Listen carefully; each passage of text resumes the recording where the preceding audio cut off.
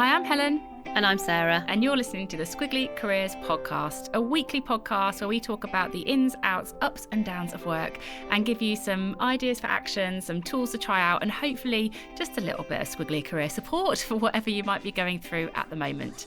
And if it's the first time that you've listened to the podcast, it's worth knowing that we create lots of things to make learning last. So as well as this episode, you can also download our pod sheet, which is a one-page summary. Lots of people use it to reflect on what they've listened to, and also people use it to talk about this in their teams as well. So that's on our website, amazingif.com. You can also join us for Pod Plus, which is a free 30-minute session that we hold most Thursdays, as many as we can do. It's at 9:00, it's on Zoom, and there's a lovely community of listeners and learners who contribute their own perspectives on the focus of the episode.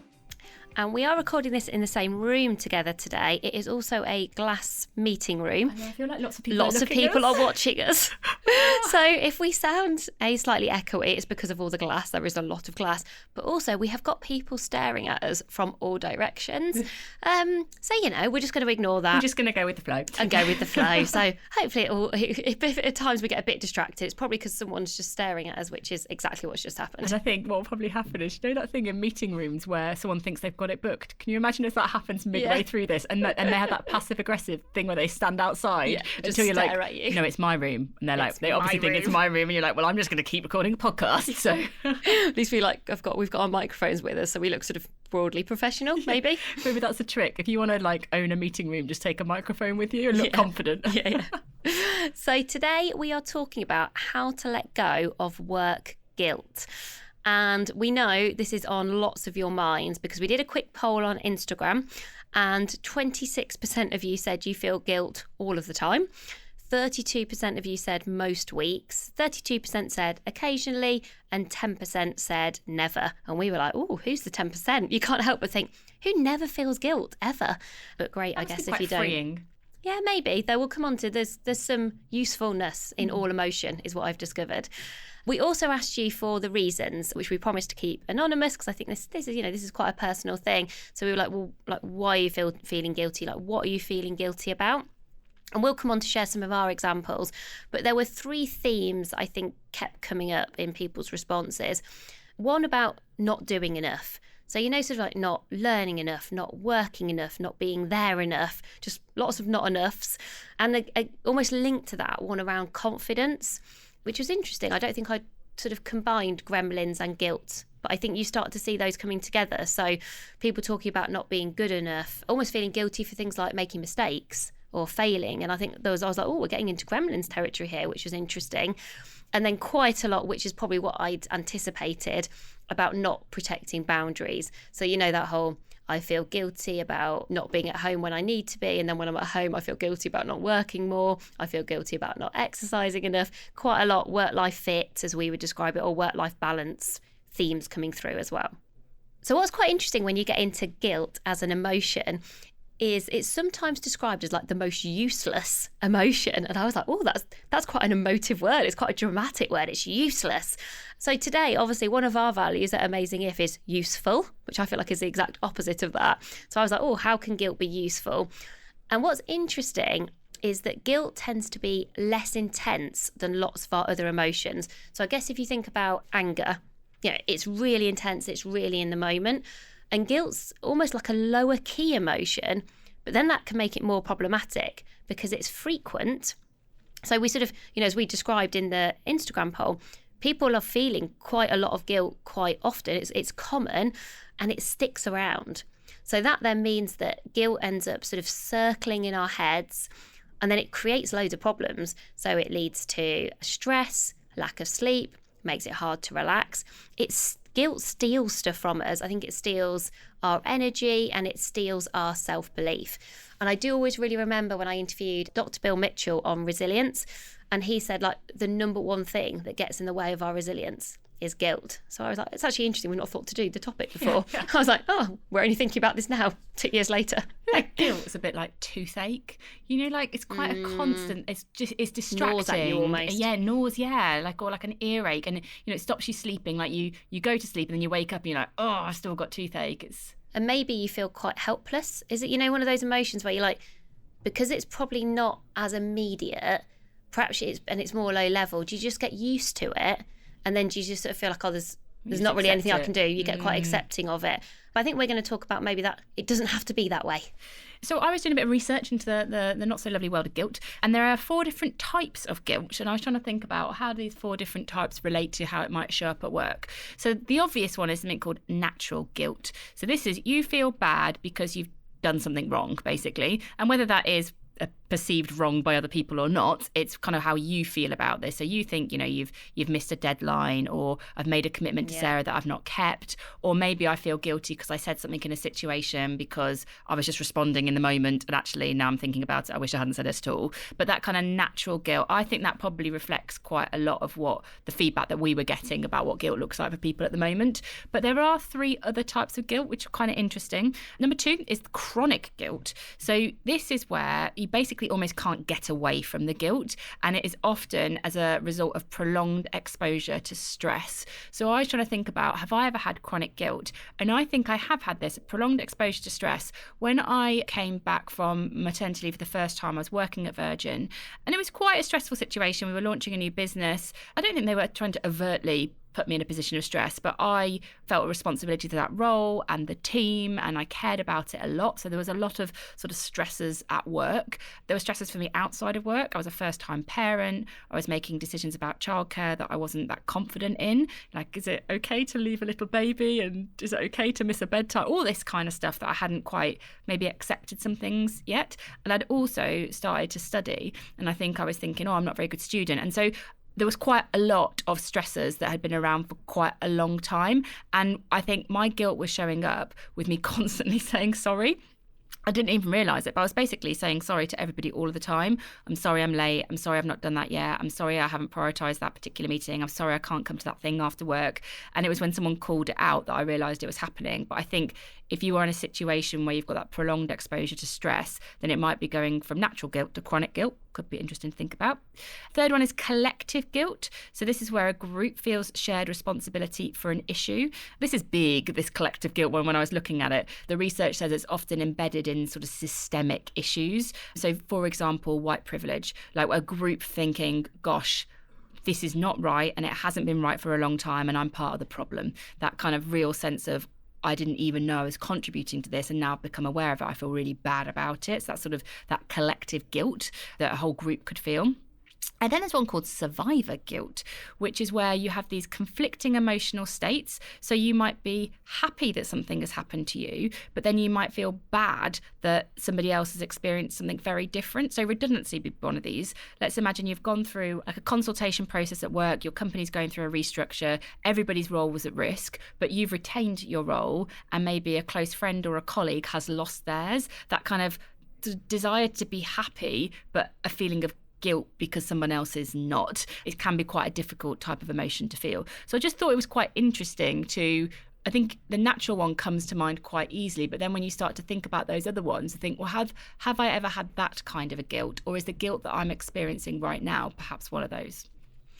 And so just to get you started, I mean, I think intuitively everyone listening will have some sense of what you feel guilty about. But there are sort of 2 routes into thinking about this that I think just might unlock your insights around your own guilt and then what you might do about it.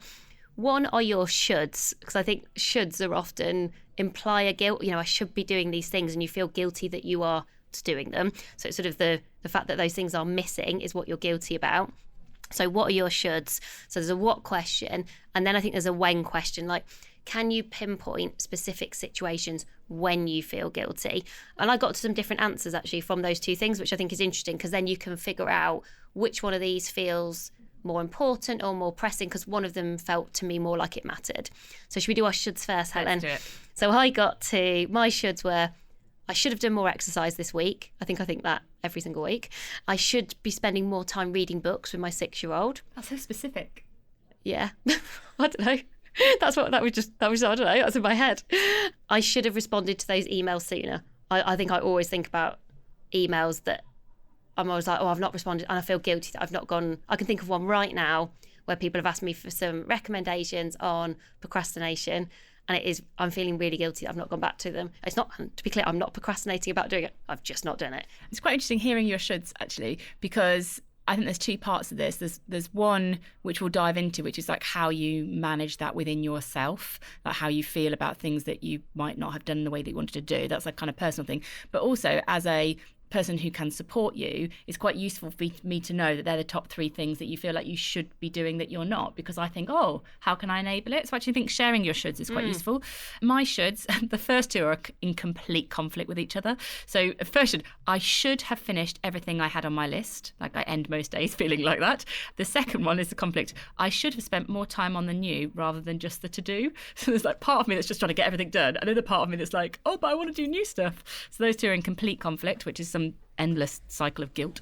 And then the other one's actually quite similar to Sarah. I should have got home on time, or I should have done some exercise. That feeling, I think that's the boundaries bit that I don't feel like I protect very well. Do your whens then. Keep going with your whens. So when do you feel most guilt? I've got 3. So when I have avoided a difficult conversation, like I feel like, oh, it would have been so much better to just have that discussion. So I often feel guilty that I didn't have that conversation. I feel guilty when I'm making either or choices. So I feel at the moment, this particular stage in my life, a lot is very either or. So I either go to that event after work or I get home for my children's bedtime. I either do that email or I work on that presentation. And I often feel guilty for the one that I don't choose. The one that misses out. Because I want to try and do everything. And I feel guilty when I'm a bottleneck. So when my lack of action holds back somebody else. They are kind of 3 things that I feel quite frequently. My whens were quite different. When I'm ill, because I feel like it puts pressure on other people. And actually somebody else on Instagram said the same thing. You know, that kind of, that guilt about being ill or sick generally. That was like the first one that sprung to mind for me. And then when I miss something that matters to me and other people. So, you know, when you've got something where probably like you're either or, I guess, where I'm like, probably I'm making the choice that I have to, but I'm missing something that I'm like, oh, but I think it's important that I'm somewhere else, but I sort of can't change it.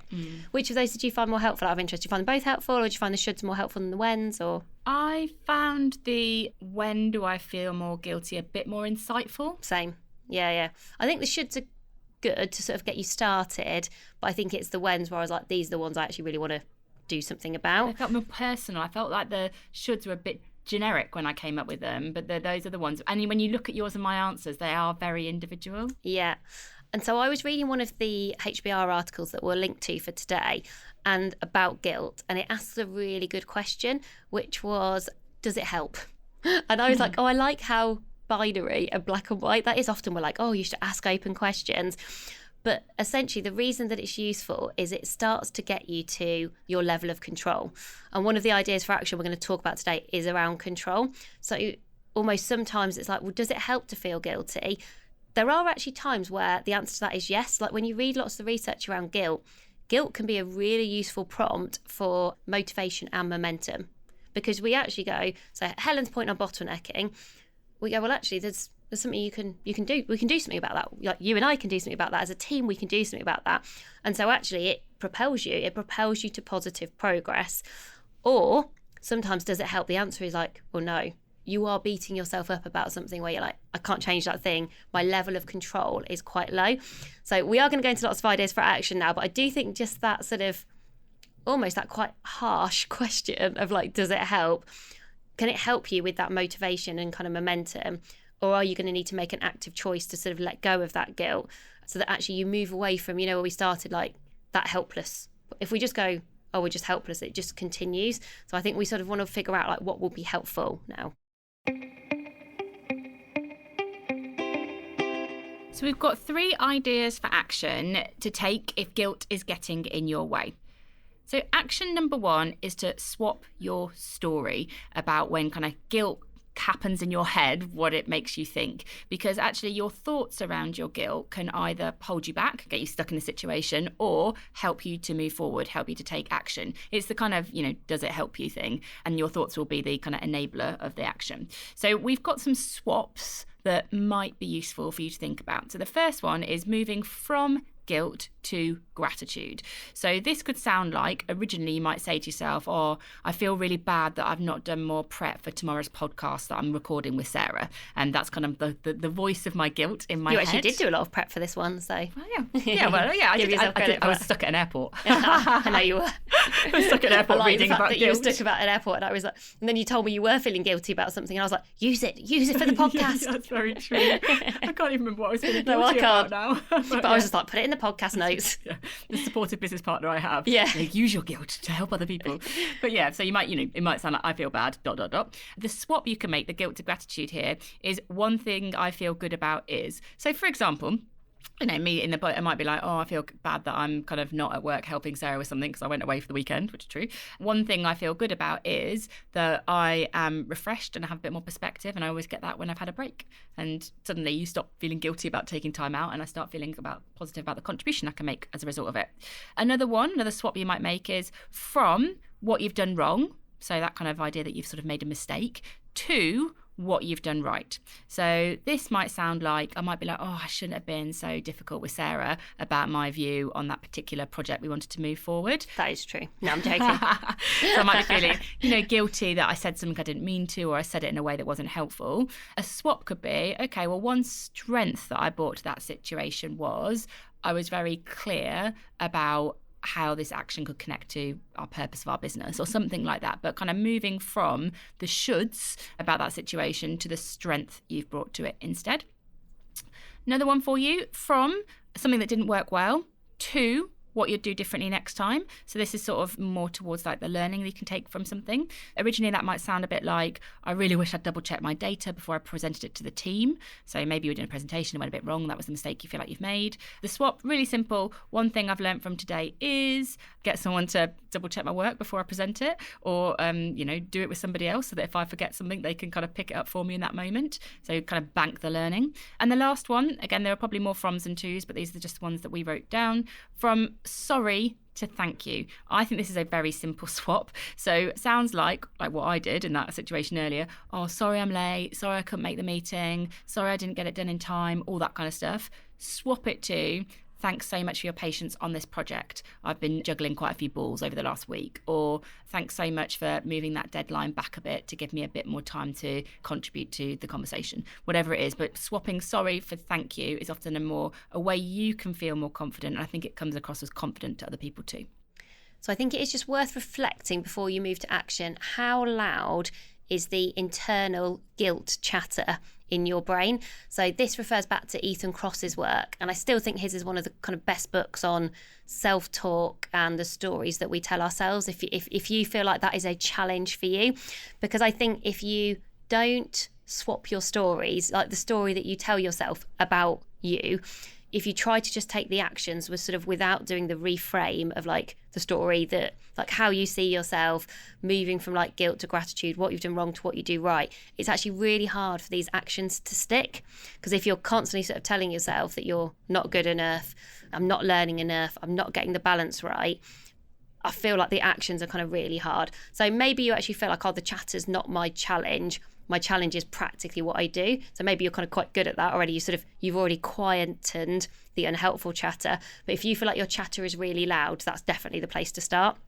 And there is loads of articles where almost everything that you read about guilt is pretty much about that. They don't even go beyond the sort of reframing the story. Obviously we have, because I was like, well, that's not enough. So action 2 is circles of control, influence and concern. So this might be a model that you've come across before. And I think it's really useful to apply this model specifically to guilt. So first of all, the first step I would say here is list everything that you feel guilty about. Or maybe there's just one big thing and you need to sort of break it down a little bit. Which you'll probably get to from those questions that we asked earlier. I think so. Like the shoulds and the whens. And then you've got to decide which category, control, influence or concern, they belong in. So obviously control is where you sort of go, I actually feel like I do have a really high level of control. I could take an action, I could do something differently. And maybe not for whatever reason, but I do feel like I've got a high level of control. Influence might be, well, there might be other people involved. So I might need to have a conversation. I might need support from someone else. I might be able to share what I'm thinking. I might not be able to solve it all myself. So I sort of might have the control, but I sort of might need to solve together. So for example, Helen with her bottlenecking example, she might go, oh, I've got 100% control over it. Or she might think, oh, well, actually some of the things around bottlenecking, that's only going to get solved with some support from Sarah. So there might be some that go in control, some that go in influence. And concern is where you are basically feeling guilty about stuff that you cannot control and you can't influence. So you've got to learn to let go. So you sort of have a different response to the guilt depending on which category it falls into. So a few examples here. So one thing you can control, let's say you've missed a deadline. Now, I'm sure you could argue all of these. You could be like, well, I've missed a deadline because Helen added in more work. So basically it's her fault I've missed a deadline. But fundamentally, let's say I'm like, right, I had a say-do gap. I said I was going to deliver it by Friday. We're doing something actually this week for Friday. We didn't do it. Like, we missed that deadline.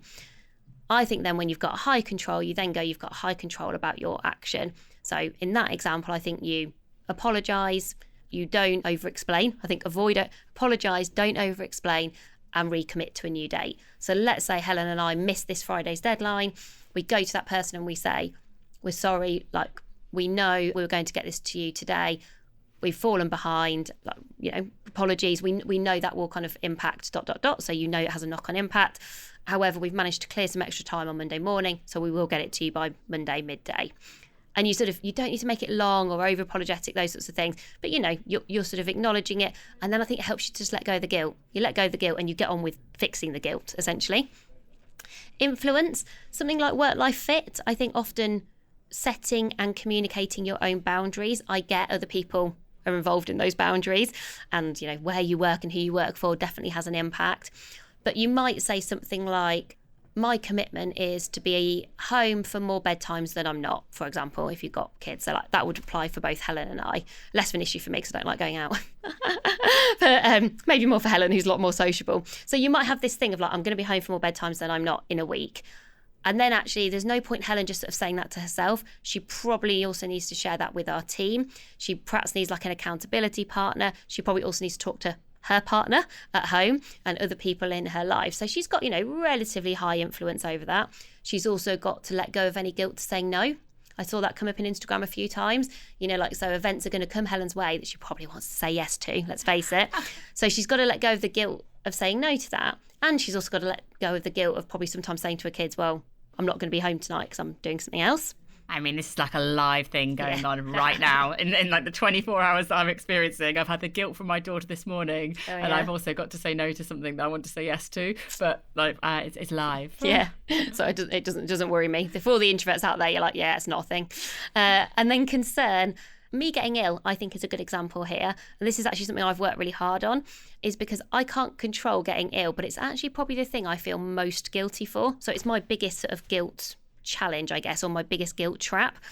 And what I have found is that learning to sort of let go of that guilt, I think, first of all, we talked about sharing your shoulds or sharing your whens, actually just sharing it out loud with other people. It feels like quite a vulnerable, brave thing to do. But then it helps you, I think, to believe that other people are on your side and they're not judging you. So you can't help but think, because I get ill perhaps a little bit more than average because sometimes I have migraines, and I always think, oh God, this is like a nightmare for Helen. She's having to like cover loads of stuff. It's creating loads of problems. So I'm both ill and then feeling guilty for being ill. But actually, once I started to share with Helen, that was how I was feeling. She was just like, you do realise I don't ever think that. And you sort of go, well, I do. You sort of objectively know that, but like emotionally, that's not how you feel in those moments. But I think just by I feel like I've chipped away at it. I don't think you suddenly let go of all of the guilt, but I have chipped away at going, when I am not well, it is okay. Everything's going to be there in 2 days' time. And I actually had a client say to me, a lovely client, who I'd had a really bad sickness bug that my 2-year-old niece had given me. And it was horrendous. And I was talking to a client 2 days later when I was back at work. And I was like, I've been a bit tricky 2 days and I felt quite guilty about being off the 2 days. Been quite ill. And she said to me, oh yeah, so like, well, how long have you been off for? I was like, yeah, like 2 days. She was like, 2 days? And I was like, yeah, I know. Feeling really guilty about these 2 days. She's like, Sarah, it was 2 days. And I'd really built up this like guilt in my head. And also I think it was like a separate sort of guilt because it wasn't a migraine. Like the migraine guilt, I think I've worked quite hard to let go of. This was different. I was like, oh, this is sickness guilt. So I'm like separating my guilt out because I think I just always feel really bad, and you just know it puts pressure on I think in a small company, it feels very different to being in a big company when you're not very well. And so, that's also a good example of where other people's perspectives, I think, can really help you let go of guilt. Like just that one conversation for me changed how I felt about that week. And I was like, oh, do you know what? It is okay. And I can let go of that. I feel like I can see that from both sides more than I could have done 6 months ago. So the side that I can see is the Sarah, don't worry about it, it's fine, because of like the people helping people thing. Like if you're poorly, you give me an opportunity to help, and people like helping people. So I quite like, I don't quite like you being poorly. No, but I like being like, right, we've got to sort this for Sarah. Like we've got to give Sarah some space. And I quite like the team galvanizing together. And, you definitely shouldn't feel bad, and I probably would have sort of not dismissed you feeling bad before, but when I was off in August because I had an operation, I actually had the same sort of feeling of, I feel really bad that I'm not, me being out of the business, which was really for almost a month, and how much work the team are having to put in to cover for me. So I can understand the guilt that you feel, but I also, like, did you like being helpful when I was off? Did it make you feel useful?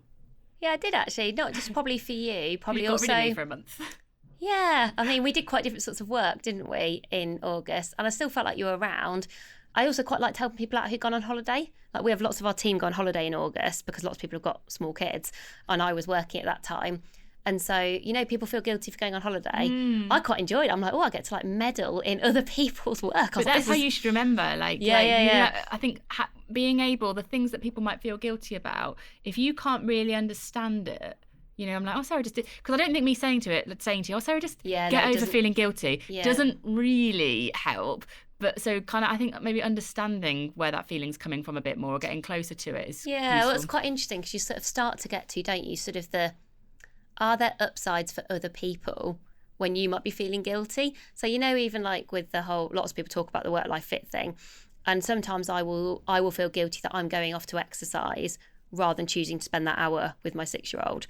But then I just sort of go, but that, if you looked at it, what's the upside? If I was trying to find an upside, I'd be like, okay, well, I've just given my 6-year-old 45 minutes of playing computer games with my partner. I cannot provide him with the joy that provides. But and you're like, there is usually, and he is helping me. Like my partner is also helping me, and he's very happy to do that. He's probably doing something that I can't do. I wonder if there is sometimes a sort of a glimmer of upside in your guilt, upside for others. Like might just help you. If I feel guilty about making a mistake, does it give someone in our team an opportunity to help me find a better solution? Yeah. That would make them feel like really good that they. Does it mean that someone else is not going to make the same mistake because you've shared it? Yeah. Sort of like, I do wonder whether there's something in that, like you say, that just helps you to feel better about it, because I think we do sort of feel like guilt is this sort of nagging, underlying bad thing. Yeah. So the final action is actually a set of actions, because that's normally how we do. We try to squeeze in as much as possible. So this is sort of 3 small actions you can take to let go of the different types of guilt that we identified at the start. So this is the to-do list guilt one to begin with, which is like the, I've not done enough. This is one I get all the time. So a couple of small actions here that might be helpful if this is a guilt that kind of you feel quite often at work. So first one, tick off the most important task, the thing that mattered the most today to you, because actually if it's the thing that mattered most to you, then you could probably let go of some of the other stuff that was a bit less important, and you'll still feel good that you got that thing done. So kind of start with what matters most. Second thing here is, what's one thing you achieved that you didn't anticipate? So I think the problem sometimes with just ticking off a to-do list is you don't appreciate the things that you've done in that day that were never on the list to begin with. The random call or message you get from somebody that says, can you just come to this meeting for me? Or could you just help me out with this report? And because it wasn't on the list, you didn't tick it off, you might not really appreciate you've done that. I think that's such a good one. Like what's one thing you have ticked off that wasn't on the list? Like giving yourself credit for everything. It's like I think credit is an offset to guilt, and I bet hardly anyone ever does that. And third small thing on if you get to-do list guilt is who is one person that you've helped today. Again, a lot of that list can sometimes feel quite tactical and transactional, where actually if you've helped somebody, that's a very nice thing for you to do, that you should kind of appreciate that you have done that for somebody. So who have you helped today is a good question to ask yourself if you are suffering from a bit of to-do list guilt. And then the second area is on boundary guilt. So 3 small actions on boundary guilt. Firstly, set and share boundaries. Really small things. I don't think this is like how I'm going to be boundaried in all of my life. I think it sounds more like, on a Thursday lunchtime, I'm going to an exercise class because I promised that I'm going to do one thing a week that is just for me. And you just share that with everyone else. So really simple, really straightforward. Ask people for support to stick to them. So you might say, I'm going to block out my diary, and if it's okay, can we avoid meetings then? So you're sort of almost getting that kind of joint commitment. And then finally, signal issues quickly. So let's say those boundaries are being broken consistently. I might say to Helen, well, do you remember I said to you about the exercise class? The last 2 weeks, actually, I've missed it because of last minute requests. So I'm really open to looking at maybe doing this differently, or is there a way that we can avoid it in the future? And it might be that someone's just forgotten, or it might be that they're giving you a last minute request that can totally wait until after your exercise class. And actually, you sometimes just need to remind people like, oh, I'm just off to do that thing now. Is it okay if I kind of sort this when I'm back? So sometimes it can also be about having the confidence to sort of keep recommitting to that boundary. And the final one is missed deadline guilt. So that feeling like, oh, I should have got it done and that moment has passed. So first action here, flag it fast. Don't hope people won't notice, because you're going to be worried and feeling guilty at the same time. That's like double the bad emotion you don't need. So flag it fast if you think you're going to miss that deadline, or if you definitely have. 2, back to what Sarah said earlier, acknowledge, but don't feel like you always have to apologise. So I might say to Sarah, really sorry that I missed that date. Here's what I'm going to do. And the third thing is let people know what's next and keep them updated as you go. You probably, if you've missed a deadline, I think what is really helpful is to sort of over-communicate how you are responding to it. So I might say to Sarah, oh, I'm really sorry I missed that thing on Friday. This is my plan. And at the end of Monday, I might give her an update on how it's going. So I kind of need to rebuild a bit of that confidence. But I would put your attention into action rather than the apologising. So hopefully that has been helpful for you. We've covered quite a lot today. We will put it all on the pod sheet so you've got all those summaries, and we're back with another episode for you next week. So thanks so much for listening, and bye for now. Bye everyone.